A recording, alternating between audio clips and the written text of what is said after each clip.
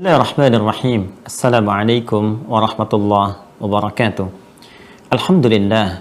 Wassalatu wassalamu ala rasulillah wa ala alihi wa sahbihi wa man walah wa ba'd. Saudara-saudariku dimanapun Anda berada, semoga Allah senantiasa menyayangi, melindungi, dan membimbing kita ke jalan terbaik yang diridhoinya. Setiap komitmen dalam berkeyakinan tentu membutuhkan pembuktian untuk menampakkan akan keseriusan dari komitmen berkeyakinan yang dimaksudkan.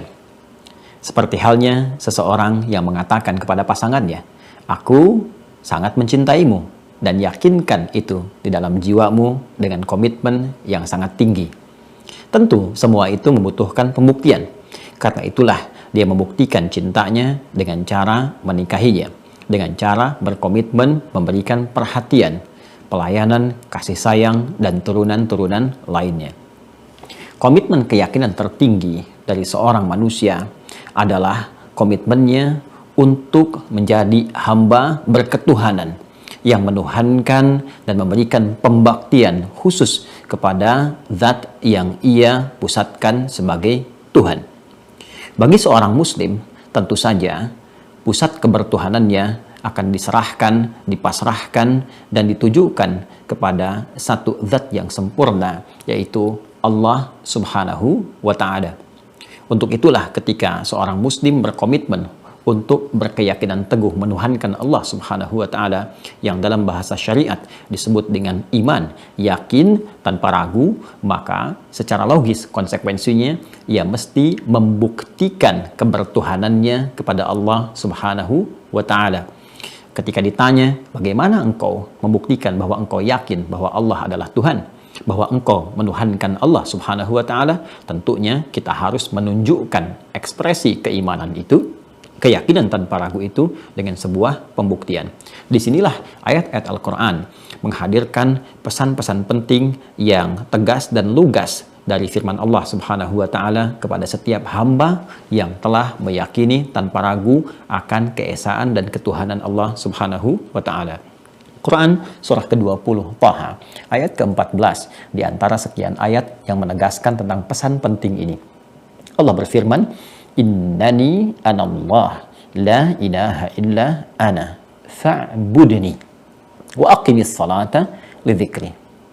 Innani anallah, sungguh aku tegaskan, kata Allah, akulah Allah. La ilaha illa ana, tidak ada Tuhan yang layak dipertuhankan. Tidak ada Tuhan yang layak dipertuhankan kecuali aku, kata Allah. Maka ketika seseorang telah meyakini, mengimani tanpa ragu untuk menuhankan Allah Subhanahu wa Ta'ala dengan segala pembuktiannya, baik secara ilmiah, logis, ataupun dalil-dalil lain yang menguatkannya, konsekuensinya dia harus membuktikan keimanannya kepada Allah. Maka Allah tegaskan, fa'budni, buktikan keimananmu itu, keyakinanmu kepadaku dengan cara menyembahku. Bila kita bertanya bagaimana cara menyembahmu ya Allah, maka Allah kemudian tegas menyampaikan, wa aqimis salata li dzikri.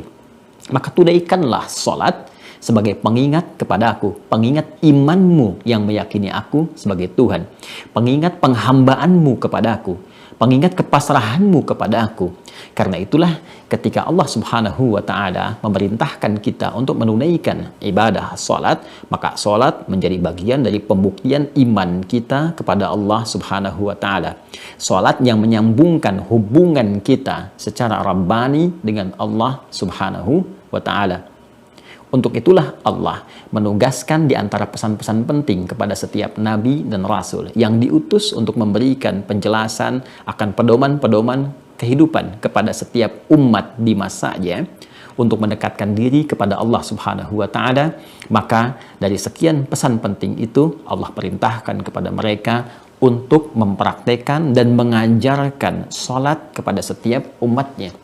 Demikian Nabi Musa diperintahkan untuk menunaikan salat seperti di Quran surah Taha ayat 14 yang tadi saya bacakan ketika Allah berfirman, "Innani anallahu la ilaha illa ana fa'budni wa aqimis salata li dzikri." Demikian Nabi Isa alaihi salam pun mengatakan bahwa beliau diwasiatkan untuk menunaikan ibadah salat ketika Allah merekam pula Penegasan ini di dalam Al-Quran, dalam firman-Nya surah ke-19 Maryam di ayat 31. Wa ja'alani mubaraka aynama kuntu wa awsani bis-shalah. Dan Allah telah menjadikan untukku keberkahan dalam setiap keadaan, setiap kondisi, dan mewasiatkan kepadaku, memerintahkan kepadaku dengan padat, singkat, dan tegas lugas untuk menunaikan salat. Demikian pula Nabi Yahya alaihissalam, ketika beliau ingin bermohon kepada Allah, maka beliau praktekkan lewat salat. Quran surah ketiga Ali Imran di ayat 38 sampai 39 itu. Hunalika da'a Zakaria rabbah qala rabbi habli min ladunka dzurriyyatan thayyibah innaka sami'ud du'a fanadatul malaikatu wa huwa qa'imun yusalli fil mihrab annallaha yubashshiruka bi Yahya. Demikian Nabi Ismail alaihissalam bahkan mewasiatkan kepada seluruh keluarganya untuk menunaikan ibadah salat. Di Quran surah ke-19 Maryam di ayat ke-55 Allah tegas menyampaikan wasiat Nabi Ismail kepada keluarganya, wa kana ya'muru ahlahu bis salah, dan beliau pernah terekam memerintahkan pada seluruh keluarganya untuk menunaikan ibadah salat. Salat adalah hal yang sangat penting untuk membuktikan keimanan. Salat adalah hal yang sangat penting untuk menjaga online dan koneksi kita dengan Allah Subhanahu wa taala. Yang dengan ketersambungan yang kuat itu, hadirlah kemudian perlindungan, penjagaan, dan pemberian keberkahan dari Allah Subhanahu wa taala. Karena itu, sudah sangat dipahami dengan jelas dan sangat dimafhumi dengan logika yang nyata kalau Nabi Muhammad SAW, Rasul yang sangat istimewa, penutup para nabi, sudah pasti pula diperintahkan oleh Allah Subhanahu wa taala untuk menunaikan ibadah salat sekaligus menyampaikan dan mengajarkan risalah ini kepada seluruh umat beliau sampai kehidupan ini berakhir. Karena beliau Rasul yang istimewa, penutup para nabi dan Rasul, maka perintahnya pun Allah berikan dengan cara yang istimewa. Diundang langsung keharibaannya melalui prosesi Isra dan Mi'raj itu, maka diperintahkan untuk menunaikan dan menyampaikan risalah ini serta mengajarkannya kepada umatnya. Maka kita dapati misalnya perintah-perintah dalam Al-Quran yang ditujukan langsung sebagai pembuktian keimanan kepada Allah dalam hal menunaikan salat. Al-Baqarah di ayat yang ketiga, alladzina yu'minuna bil ghaib wa yuqimunas shalah. Orang-orang yang meyakini Allah Subhanahu wa taala sebagai Tuhannya yang hak walaupun tak mampu memandangnya pada saat itu, meyakini tentang adanya malaikat yang mencatat dengan sifat ghaibnya, meyakini tentang alam-alam yang tak nampak dalam pandangannya, maka dia membuktikan keyakinannya kepada Allah itu dan seluruh hukum yang mengikat dengannya dengan cara menunaikan ibadah salat. Yang paling menarik, saudara-saudariku, dimanapun Anda berada, karena Al-Quran pedoman yang sempurna, melintasi setiap zaman, tidak ada celah di dalamnya, menjadi petunjuk berkehidupan di setiap generasi sampai kehidupan berakhir, maka Al-Quran memberikan penjelasan yang utuh, yang sempurna, yang bahkan detailnya dijelaskan melalui sunnah-sunnah Nabi Muhammad SAW. Jika sholat sebagai ibadah yang terpenting, sebagai pembuktian iman, jika sholat mengoneksikan hubungan kita dengan Allah Subhanahu wa taala, maka sudah barang tentu kita harus bertanya, ya Allah, apakah ada kejelasan waktu dalam menunaikannya? Kita memahami bahwa secara teknis penjelasan-penjelasan cara menunaikan dari awal sampai dengan akhir tentu sudah barang tentu sekali lagi akan banyak memakan tempat jika dijelaskan di dalam Al-Quran. Paling logis dijelaskan lewat petunjuk-petunjuk Nabi Muhammad SAW sehingga bisa diamati dengan jelas, dilihat bagaimana prakteknya, diajarkan dengan sempurna. Namun dalam segi waktunya, apakah Allah Subhanahu wa taala menunjukkan kepada Rasulullah SAW sebagai penjelas kapan itu ditunaikan sehingga Nabi mudah kemudian mengajarkan kepada kita dengan prakteknya sempurna dari awal sampai akhirnya. Disinilah indahnya kita temukan Al-Quran memberikan satu gambaran penjelasan dengan sangat utuh, bahkan terperinci. Waktu sholat di dalam Al-Quran. Pertama, Allah Subhanahu wa ta'ala menerangkan kepada kita, bukan hanya memerintahkan sebagai pembuktian iman, tapi menjelaskan kepada kita tentang waktu sholat secara jelas dan ketetapannya. Di Quran surah ke-4 An-Nisa di ayat yang ke-103 Allah berfirman, فَإِذَا قَضَيْتُمُ الصَّلَاةَ فَاذْكُرُوا اللَّهَ قِيَامًا وَقُعُودًا وَعَلَى جُنُوبِكُمْ فَإِذَا اطْمَأْنَنْتُمْ فَأَقِيمُوا الصَّلَاةَ. Perhatikan kalimatnya, Innas salata kanat 'alal mu'minina kitaban mawquta. Perhatikan ujung ayatnya. Innas salata, sungguh salat itu, 'alal mu'minina, bagi setiap insan yang beriman, kitaban mawquta, telah ditetapkan dengan jelas ketentuan waktunya. Dalam bahasa bebasnya, orang-orang yang telah mengikrarkan dirinya beriman kepada Allah Subhanahu wa taala akan mengetahui penjelasan-penjelasan waktu salat yang Allah terangkan. Ditetapkan kepada mereka waktu-waktunya yang sangat jelas.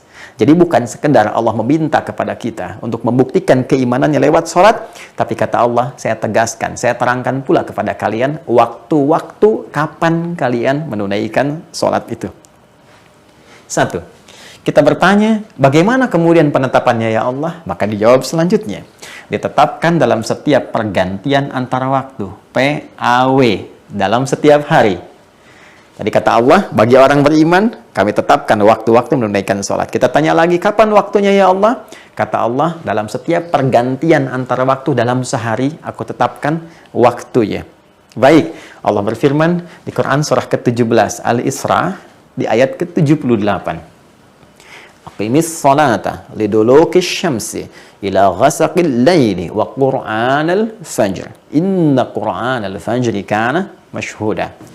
Ketika engkau bertanya kapan waktu menunaikannya, kata Allah, aqimis salata, tunaikanlah salat yang dimaksudkan itu, ya, lidulukis syamsi, mulai matahari tergelincir, mulai muncul siang, sudah mulai sedikit condong ke arah barat, berada di tengah-tengah, mulai condong sedikit, kata Nabi bayangannya dari tongkat itu, ya, mulai sama dengan tongkatnya dan mulai sedikit turun, ya, mulai sedikit bergeser.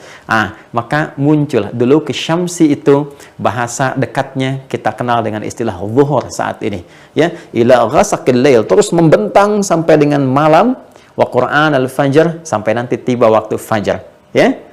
Inna Qur'an al-fajri kana mashhuda, dan di waktu fajar itu ada salat juga yang spesial yang disaksikan langsung oleh Allah Subhanahu wa taala, seperti Allah menyaksikan semua salat yang lainnya, tapi berkumpul kemudian para malaikat di waktu fajar dengan spesial di dalamnya. Dari zuhur membentang sampai dengan ke waktu fajar. Kita akan lihat detailnya bagaimana itu. Kapan diaturnya?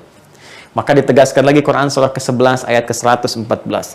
Aqimis salata tarafayn nahar wa zulafan minal lail innal hasanati yudhibnas sayyi'at. Hei, kata Allah, tunaikan salat yang dimaksudkan. 5 waktu itu secara umumnya aku jelaskan di setiap pergantian antar waktu. Di 2 ujung siang, dari subuh sampai dengan petang asar. Wa zulafan minal lail, kemudian ketemu maghrib dengan isya'nya. Innal hasanati yudhibnas sayyi'at. Kalau engkau kerjakan, kamu meloreh nilai kebaikan, mendapatkan pahala yang bisa menggugurkan kejelekan-kejelekanmu. Baik, masih umum ya Allah.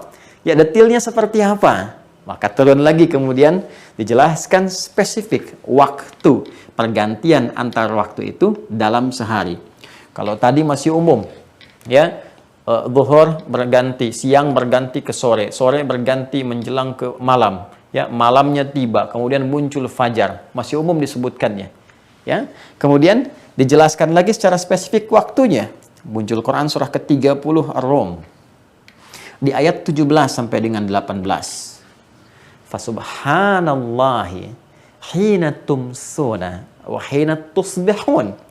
Baik, detailnya kata Allah, fasubhanallahi, ayat 17-nya, maka bertasbihlah kepada Allah Subhanahu wa taala. Ya, tasbih ini teman-teman sekalian, bertasbih, menyucikan, memuji Allah Subhanahu wa taala, akarnya dari kata subhah, dan subhah itu nama lain dari kata shalah. Ya, makanya dari lisan Nabi mengatakan subhah itu shalah. Ya, subah itu solat. Karena itulah perintah untuk menerima ibadah solat ketika Allah meminta Nabi, ya, dengan peristiwa Isra dan Mi'raj itu menghadap kepada Allah, diperintahkan untuk menunaikan ibadah solat, maka perintahnya dimulai dengan kalimat subhan. Quran surah ke-17 ayat yang pertama. Subhanalladzi asra bi'abdihi laila minal masjidil haram ilal masjidil aqsa alladzi barakna haula linuriyahu min ayatina innahu huwas sami'ul basir. Jelas. Maka fasubhanalladzi hina tumsuna wa hina tusbihun. Maka kata Allah, bertasbihlah engkau, tunaikan salat kepada Allah Subhanahu wa taala hina tumsuna, ya, di waktu petang menjelang malam. Muncul di sini, ya, petang menjelang malam. Saat matahari mulai akan tenggelam, Ya, matahari mulai tenggelam, tenggelam. Yang di ayat lain disebutkan tenggelam ini disebut dengan maghrib. Terbitnya di masyrik, tenggelam di maghrib. Quran surah kedua Al-Baqarah ayat 115. Walillahil masyriqu wal maghrib. Maka Tumsun menyebutkan waktu maghrib. Masya Allah. Wahina tusbihun, subuh. Masya Allah. Di Quran surah ke-17 ayat 78 disebut dengan fajar. Di sini dinamakan dengan subuh. Maka dia punya dua nama, fajar dan subuh. Nah, di ayat 18-nya, kalau Anda teruskan, kita akan temukan kalimat wa asyiya wa hina tudhiran. Hei, asyiya itu waktu petang. Belum dekat ke arah maghrib. Antara siang, teman-teman sekalian, menjelang kemudian pertengahannya, ya, antara siang kemudian pertengahannya, lalu kemudian masuk maghrib. Antara siang dengan maghrib ketemu masa, ketemu sore, itu asyiya namanya. Baik, itu asyiya, asar. Baik ya, ditemukan di sini waktu asar. Ya. Asar menunjuk kepada momentum yang harus dimanfaatkan dengan baik karena hikmah tertentu. Di Quran surah 103, wal asr, demi momentum waktu yang aku berikan untuk beraktivitas, ya.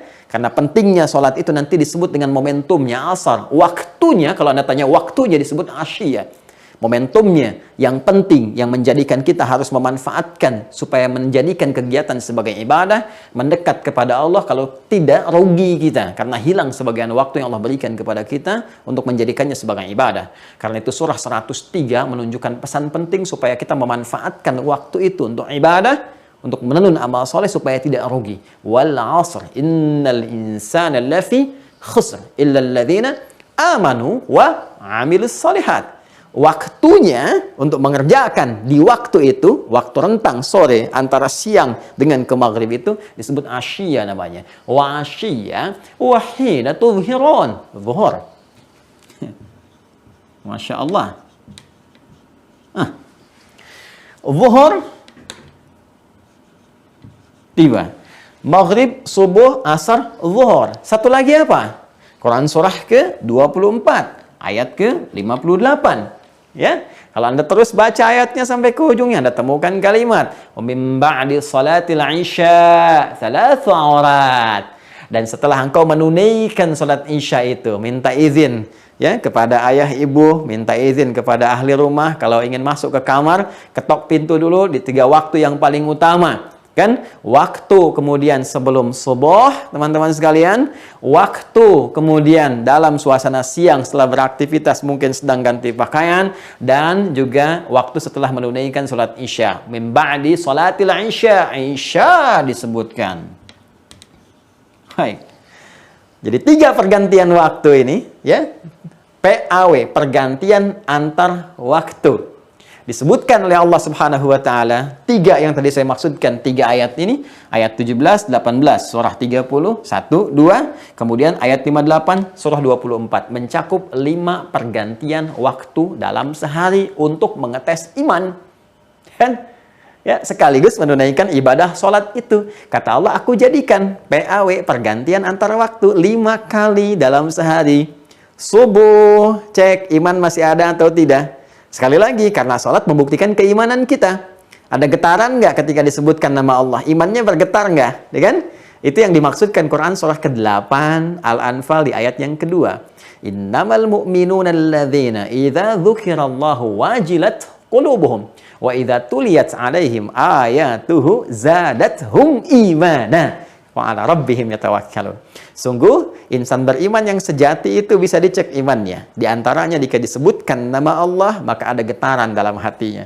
Maka, panggilan menunaikan ibadah sholat itu didahului dengan kata Allah. Bukankah kita dengar panggilannya dengan kalimat Allahu Akbar, Allahu Akbar? Ya kan? Sampai kita temukan kalimat Hayya 'alas shalah, dibukanya dengan apa? Allah, Allahu Akbar. Ya, bukankah kalimat Allah itu adalah kalimat yang menunjukkan kepada Tuhan yang hak? Yang kita katakan dalam syahadat, asyhadu an la ilaha illallah. Ketika Anda mengatakan asyhadu an la ilaha illallah, Anda beriman. Ya, iman kepada siapa? Yakin tanpa ragu kepada Allah. Tidak ada Tuhan selain Allah, Tuhan yang hak. Maka diuji kita. Buktikan lewat komitmen dengan ibadah. Bagaimana caranya? Panggil dulu. Ada nggak sinyal iman dalam dirinya? Allahu Akbar, muncul. Bukankah subuh ada pengecekan iman ketika kita mendengar itu? Bukankah itu panggilan sholat untuk membuktikan komitmen keimanan kita? Kemudian ganti waktu ke siang. Masih terang nggak? Ya, kita beriman. Masih nyata nggak keimanan kita? Terang, nyata, bahasa Arabnya disebut dengan zuhur. Ya, wahina tudhirun. Dan ketika waktu zuhur pun dipanggil lagi. Allahu Akbar. Cek imannya masih ada apa enggak. Ya, ketika tiba waktu sore itu, asyiyah, jangan-jangan kita rugi nih. Karena ada orang subuhnya beriman, sorenya imannya nggak ada. Jangan-jangan waktu yang diberikan tidak dimanfaatkan dengan baik. Memanfaatkan waktu dengan baik untuk kepentingan ibadah dan membuktikan iman disebut dengan asar namanya. Wal asr, innal insana lafi khusr, illa alladhina amanu. Apa dampak dari iman? Wa amilus shalihat. Apa amal soleh pertama setelah beriman? Alladzina yu'minuna bil ghaib wa yuqimunas shalah. Makanya disebutkan asar untuk membuktikan komitmen kita dan menunjukkan konsekuensi dari pembuktian iman kita untuk menunaikan sholat. Sholatnya disebut sholat asar. Waktunya disebut dengan asyiyah. Wa asyiyah. Quran surah kedua 4 tadi, ya, atau Quran kita kembali ke surah 30 ayat 18 tadi, ya, Quran surah ke-30 ayat 18, wa asyiyah wa hina tudhhirun. Sampai masuk kemudian ke fase menjelang malam di sore terakhir saat matahari akan terbenam. Maghrib, bukankah dipanggil lagi dengan suara adzan? Allahu Akbar, Allahu Akbar. Sampai masuk kemudian ke Isya, min ba'di sholatil Isya. Bukankah ketika akan sholat Isya didahului dengan panggilan azan? Allahu Akbar, Allahu Akbar. Maka kita dapatkan maghrib, subuh, asar, zuhur, Isya. Kalau kita ingin urutkan dari subuhnya, boleh. Subuh, zuhur, asar, maghrib, Isya. Konektivitas kita dengan Allah menjadi tersambung. Kalau Anda tanya, berapa nomor online untuk menghubungkan kita dengan Allah? Kita katakan 24434. 2-nya itu subuh, 4-nya zuhur, 4-nya asar, 3-nya maghrib, 4-nya isya. Buktikan dan ditemukan. Buktikan dan ditemukan. Buktikan apakah ada waktu salat dalam Al-Quran? Ada dan ditemukan. Inilah jawaban ketika Ibnu Abbas radhiyallahu ta'ala anhuma mengatakan kepada rekan-rekannya, koleganya, waktu-waktu salat itu telah nampak ada dalam Al-Quran, terbaca dengan jelas. Maka sahabatnya bertanya, Aina, bisa nggak ditunjukkan? Di mana itu? Maka beliau katakan seperti apa yang tadi telah saya sampaikan. Fasubhanallahi hina tumsuna wa hina tusbihun. Tumsuna kata beliau maghrib, tusbihun subuh, wa asyiyya wa hina tudhhirun. Asyiyya menunjuk kepada waktu asar, tudhhirun menunjuk kepada waktu zuhur. Dan isya'nya di Quran surah ke-24 An-Nur di ayat ke-58 itu min ba'di sholatil isya tadatsu awrat. Kita ketemukan di situ subuh, zuhur, asar, maghrib, isya. Jadi kalau Anda ingin detilkan lagi, kita temukan detilnya. Subuh ditemukan di Quran surah 24 ayat 58, dikuatkan di Quran surah 30 ayat 17. Zuhur ditemukan di Quran surah 17 ayat 78, dikuatkan di Quran surah 30 ayat 18. Asar ditemukan di Quran surah 50 ayat 39, dikuatkan di Quran surah 30 ayat 18. Maghrib ditemukan di Quran surah 11 ayat 114, Hud ayat 114, dikuatkan di Quran surah 30 ayat ke-17. Dan Isya disebut dengan namanya di Quran surah ke-24 An-Nur di ayat ke-58. Jadi kalau Anda bertanya, apakah waktu-waktu sholat itu ada di dalam Al-Quran? Maka jawabannya bukan hanya ada, tapi jelas, terang, dan sangat detil. Saking terang, jelas, dan detilnya, Allah meminta kita menjaga waktu-waktu sholat itu dengan komitmen menunaikan sholat yang dimaksudkan. Maka turunlah Quran surah ke-2 Al-Baqarah ayat 238. Allah berfirman, Hafidhu 'alas salawati was salatil wusta wa qumu lillahi qanitin. Maka bila engkau telah mengetahui waktunya terang dan jelas, jaga, saling menjaga untuk mengingatkan waktu-waktu sholat itu, dan tunaikanlah sholat itu dengan keadaan yang paling khusyuk, terlebih sholat-sholat pertengahan. Karena itu, jika ada sekali lagi yang bertanya, apakah ada waktu-waktu sholat dalam Al-Quran? Kita jawab, bukan hanya ada, tapi sangat terang dan jelas. Dan diminta dengan jelas dan terang itu untuk menjaga dan menunaikannya dengan khusyuk. Namun bila ada yang mengatakan tidak ada waktu-waktu sholat dalam Al-Quran. Walaupun saya mengerjakannya, ini patut diduga dua hal terjadi pada dirinya. Kalau bukan dia belum bagus baca Al-Quran, belum mengetahui isi Quran karena jarang berinteraksi dengan Quran, boleh jadi karena keadaan imannya yang melemah. Karena bagi orang beriman, dia pasti akan mengetahui waktu-waktu sholat. Inna sholata kanat alal mu'minina kitaban mawquta. Sungguh orang beriman itu akan jelas baginya nampak tentang waktu-waktu sholat itu. Sekali lagi, kalau bukan karena kurang baca Al-Quran, boleh jadi karena kurang kuat keadaan imannya. Dan yang paling menarik adalah di saat setiap insan beriman mulai mencoba khusyuk untuk menunaikan sholat, ternyata masih ada orang yang baru ingin mengetahui kapan waktu sholat itu dikerjakan. Semoga Allah Subhanahu wa Ta'ala menjaga keimanan kita, kekuatan diri kita, dan memberikan kesenangan untuk berinteraksi dengan Al-Quran. Dan kita saling mendoakan, semoga Allah memberi petunjuk kepada orang-orang yang belum mendekat kepada Al-Quran, yang belum yakin dengan ketentuan agamanya, walaupun telah menyatakan berislam, dan semoga kita semua dilindungi dan dirahmati oleh Allah Subhanahu wa Ta'ala. Adi Hidayat, subhanakallahumma wa bihamdika, asyhadu an la ilaha illa anta, astaghfiruka wa natubu ilaik. Assalamualaikum warahmatullahi wabarakatuh.